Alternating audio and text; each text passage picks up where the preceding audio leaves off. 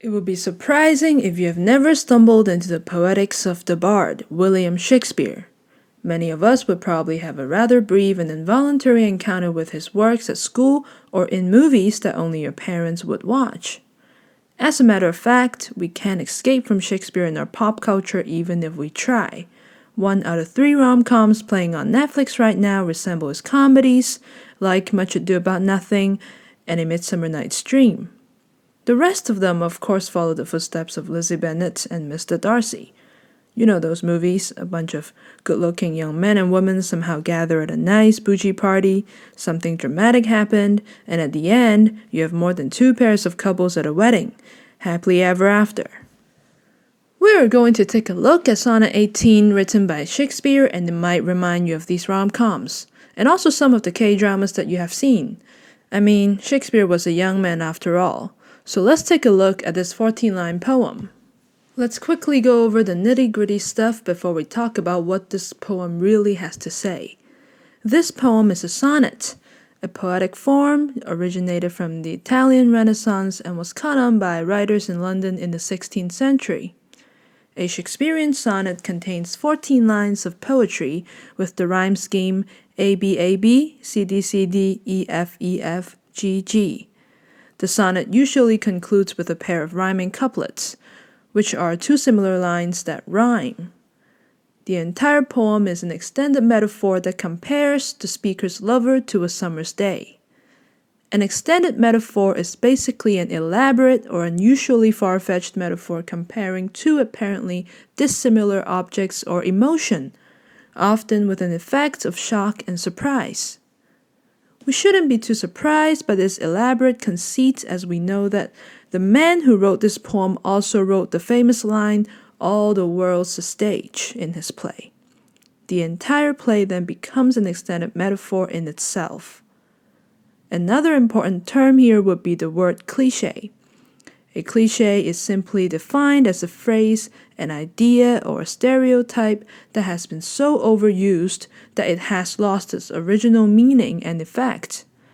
For example, in any K-drama you watch, a car crash happening near the end of the series is supposed to be a shock to the audience. However, the overused storyline has become a cliché and some of us are desensitized. Enough of these big words. Let's go back to the sonnet. The very first line of the poem asks the question, "Shall I compare thee to a summer's day?" The speaker, like every other hot male lead in every other K-drama, constructs this grand romantic gesture to get the attention of the low-key yet unbelievably attractive female lead. Or perhaps he's just another hopeless romantic who cannot suppress his flaming passion for his beloved. Yeah, you know it. That's a cliché. Don't worry, Shakespeare pretty much said no to this boring question, and thus begins the extended metaphor. The speaker proceeds to state that the lover is in fact more mild and gentler than a summer's day. And here comes a rant. First, it gets too windy and the spring flowers are shaken off. Second, the scorching heat of the sun can be brutal. There was no air conditioning or sunscreen during the English Renaissance, as you know. Last but not least, summer can be nice, but it does not last. I think all students can relate to this. School starts way too early and winter is only getting nearer. What the speaker really wants to tell us in the first half of the poem is that all good things like youth and beauty and of course like any good K-drama series do not last. It is only natural that these things decline with the passage of time. So the first half of the sonnet makes it very clear that a summer day actually kinda sucks. Shakespeare cleverly dismantles this cliché, but what's next? What would the lover think at this point? How is the speaker going to twist and bend the extended metaphor to get his point across? The third quatrain begins with the speaker proclaiming that his lover is an eternal summer that will not fade. Can we say that Shakespeare's character definitely stepped up his game and is not like the simple-minded male lead in K-drama?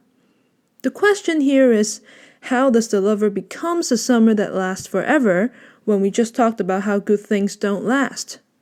Shakespeare immortalizes the romantic love by containing the lover in this sonnet itself. When in eternal lines to time thou growst. What he's saying is that as long as the poem lives on, so does the beauty and the youthfulness of the figure of the idealized lover. So in fact, the first layer of the poem is a demonstration of the speaker's love and the idealization of the lover. Another layer of meaning to this poem is that it is in fact a confession made by the poet himself to express his love to the power of poetry. What Shakespeare has done here is to simultaneously reinforce and subvert the poetic genre.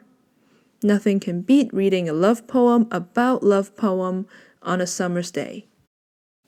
As we dwell on the genius of Shakespeare for his witty play with conventions and cliché, this sonnet is not as progressive or liberal-minded as we come to think. Although the figure of the lover is being praised with flowery language and overflowing affections, she lacks agency and becomes a passive object under the male gaze of the speaker. On the one hand, the poetic space can be a private and intimate space between the speaker and the lover, the poet and the reader. On the other hand, the poem, like a chamber, confines the lover in order to fulfill these impossible ideals and unrealistic expectations of women. Although lyric poetry, especially sonnets, has earned a bad name due to the misogynistic tendency in its tradition, there are poets like Sylvia Plath and Audre Lorde and many more who have subverted the exploitative space into a space of intimacy and empowerment. Think about it this way. A poem is like a room. For some people, a room is a space of confinement. The Story of Yellow Wallpaper, for example. For others, it can be a private and safe space where you hang out with your close friends and get to know your loved ones. A space to build bonds and trust. A space for healing and growth. I think we might end here today with this extended metaphor. Thank you for watching.